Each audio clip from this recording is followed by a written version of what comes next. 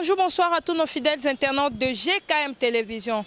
Bienvenue dans votre branche d'émission Le Regard, l'émission qui vous apporte de l'actualité sur tout ce qui est de politique, religieux ainsi que social. Hier, c'était un vendredi chaud à Kinshasa, d'autant plus que celle-ci fut marquée sur le plan social et politique par deux grands événements. Dans les avant-midi, la revendication des agents et cadres de l'SCPT, ex-ONATRA devant leur siège social sur le boulevard. Dans la soirée, l'apparition du président de la République, Antoine Félix Tshisekedi Tshilombo, qui s'est adressé à la nation congolaise sur la question électorale. Il s'en est suivi de la lecture de l'enterrement de membres de la CENI, mais également d'autres lectures des ordonnances des ambassadeurs accrédités à l'extérieur du pays. En ce qui concerne le social, la ville de Kinshasa sur le boulevard du 30 juin, bien entendu dans l'enceinte de la direction générale de l'SCPT, située non loin de la gare centrale, les agents et cadres de l'SCPT ont envahi leur esplanade avec des fanfares, des sifflets et bien d'autres instruments brillants pour revendiquer et faire entendre leurs causes légitimes. Suivons cette vidéo.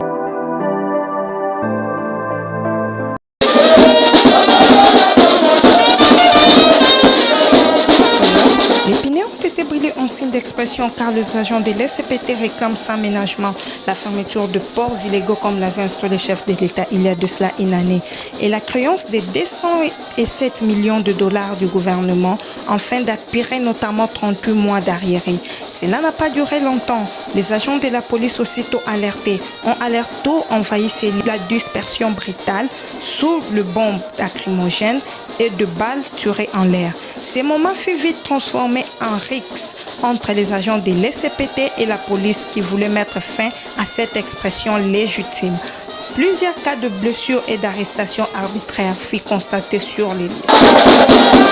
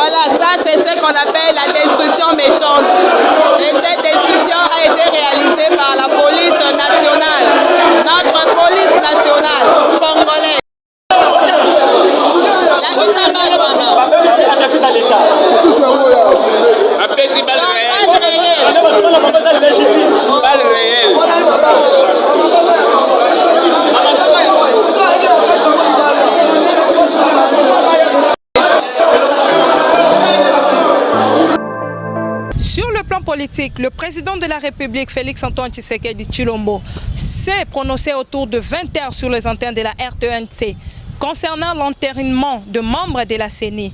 Il dut avoir noté de persistance et de divergence au sein de confessions religieuses malgré de multiples opportunités leur offertes par l'Assemblée nationale. Il dit avoir noté de persistance et de divergences au sein de confessions religieuses malgré des opportunités leur offertes par l'Assemblée nationale. Il a trouvé ses délégués à la Commission électorale nationale indépendante.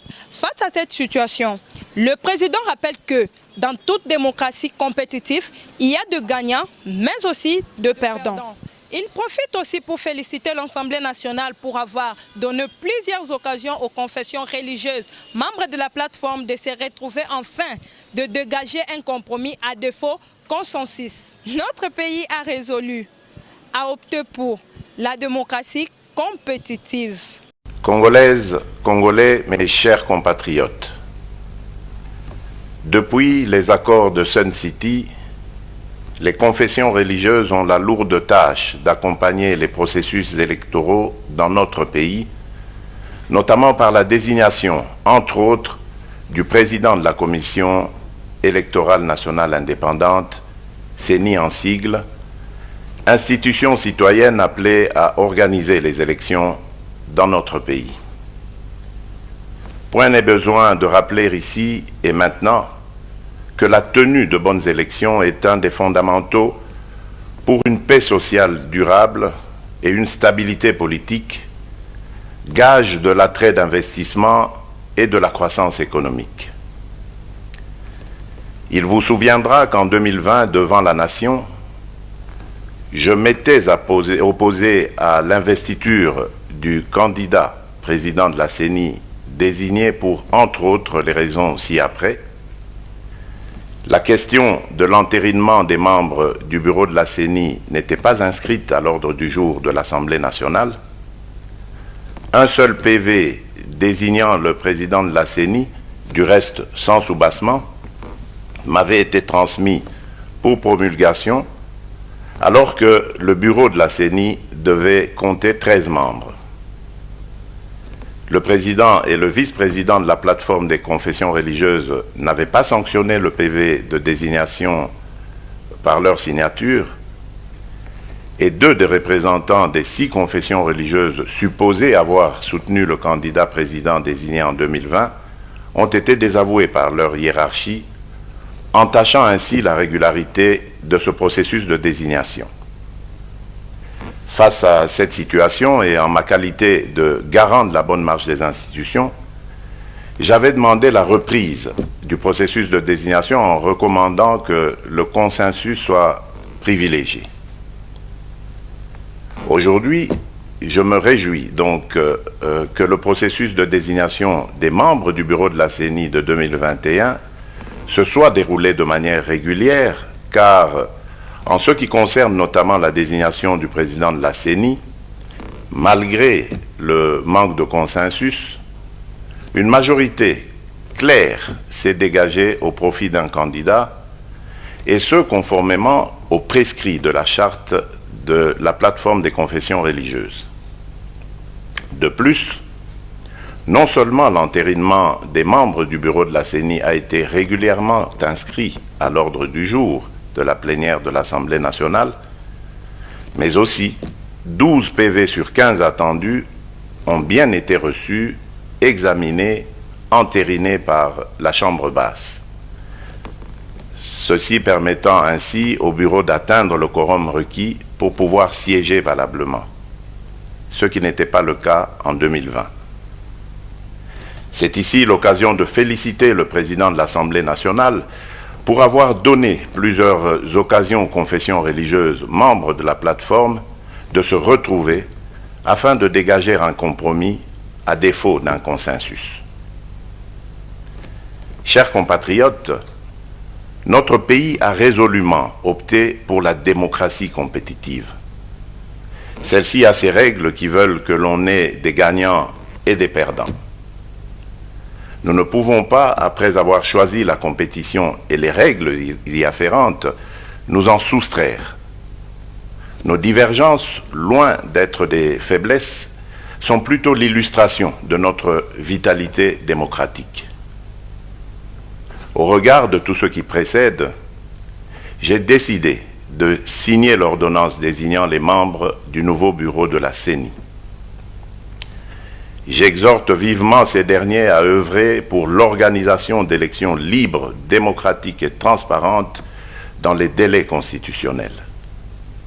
Par ailleurs, nous avons bon espoir que les 3 délégués de l'opposition seront bientôt désignés pour rejoindre cette équipe et prendre toute leur place dans ce processus qui nous concerne tous, Congolaises et Congolais.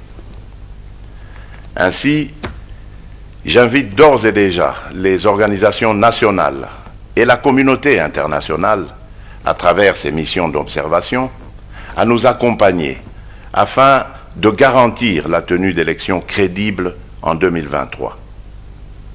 Pour ma part, je compte désigner rapidement auprès de moi un responsable du suivi du bon déroulement du processus électoral. À présent que le décor est planté, j'exhorte toute la nation congolaise à se mobiliser et à s'approprier le processus en vue de la réussite des échéances électorales de 2023. Que Dieu bénisse la République démocratique du Congo. Je vous remercie.